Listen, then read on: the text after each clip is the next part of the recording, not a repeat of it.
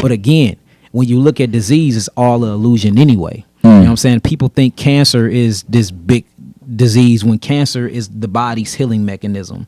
Diabetes is the body's healing mechanism. These are healing mechanisms that we have been programmed by the allopathic community or by these selective groups of people who run the world for they can make trillions of dollars a year. The biggest hoax in history happened, and that was to trick people into believing that their God-given right and their God-given abilities to heal themselves is actually the disease. And I mean, it worked like a charm, man. But when you look at the physiology and the anatomy and just of what's really going on, it's your body healing itself. Like, for instance, we can just talk about a simple virus like the flu. The first symptom of a flu is a fever. So if you get a fever, if your child get a fever, you would immediately put them on some type of Tylenol, something to suppress that fever and bring that fever down. But if you look at the actual physiology of a fever, it's to thin out the blood. And you thinning out the blood to increase circulation. You increase in circulation for inflammation. Inflammation just means the localization of pathology. So you need to thin the blood out to increase the goodies, to get the goodies, which is the phytonutrients, the phytochemicals, the T cells, the B cells to that area for you can start healing that area. So if you don't thin out the blood and you sick, then how are you going to get the bloodstream to even get all of those goodies delivered to that specific location faster? Next thing is it warms up the body temperature by way of the thyroid to help you burn and kill pathologies. So a fever not only kills parasites and kills bad microbiotas or bad microbes, but it actually thins the blood to increase circulation for you can get all the essential nutrients you need to that area to heal you. Next thing is a cough. If you put your hand in your face and you cough, you'll feel something hitting your hand.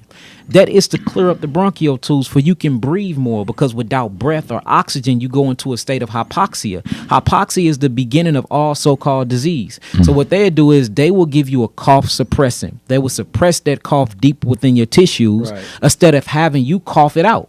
So a cough is the body's way of healing itself. It opens up the bronchial tubes for you can breathe in more oxygen. A sneeze, achoo.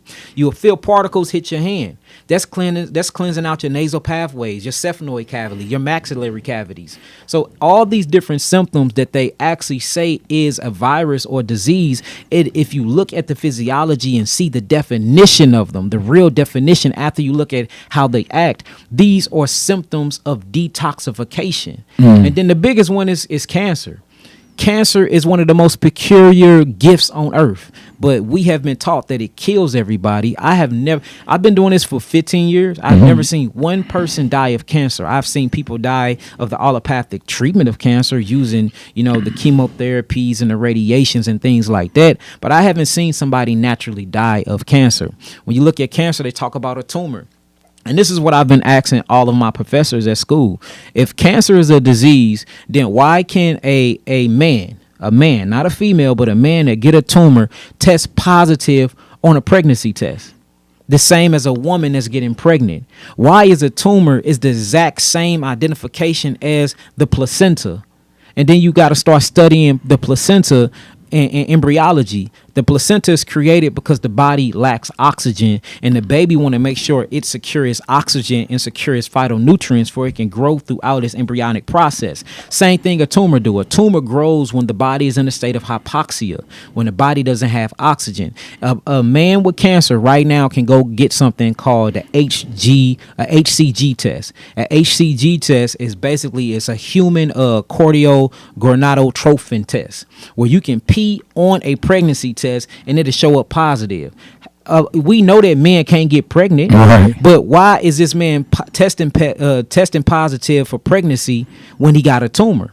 Because it's the same thing. So when you look at a tumor is like a human trash bag. And what it does is the body is so unique and the body is so special that it will create this fleshly trash bag and put all the toxins from the bloodstream and from the interstitium cells of the body into it. And then it will grow until you change your diet. So it go through a process called angiogenesis where it will grow its own bloodstream. It'll grow its own blood vessels to get blood to keep growing for you can keep stuffing trash trash inside of this fleshly trash bag until you fast, until you take herbs, until you heal. Well, that's the same exact thing that a placenta go through. Placentas go through what you would call angiogenesis, just like a tumor. Placentas release their own hormones to basically duck and hide from the immune system, because you don't want the mother immune system fighting against the baby immune system.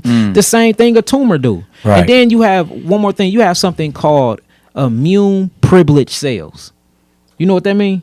Tell me. So look, immune privileged cells mean that the immune system will look at something wrong with the cell and just bypass it. It'll give it a pass. In pregnancy, immune privileged cells are eye cells and brain cells, because eye cells and brain cells are made from different endoderm and ectoderm cells as any other cells when an embryonic sac is being formed. So for the immune system, for the baby won't come out blind or come out with some type of mental challenges, what happens is these things have a marker on them, and the immune cells will recognize them, and their privilege, it'll go completely past them.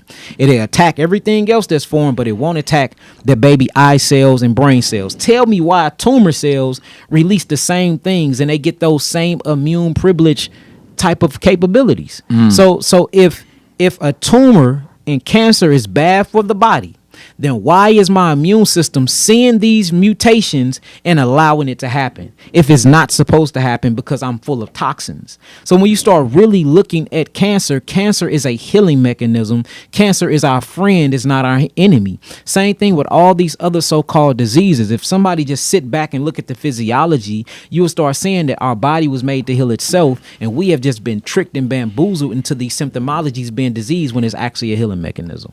Wow. So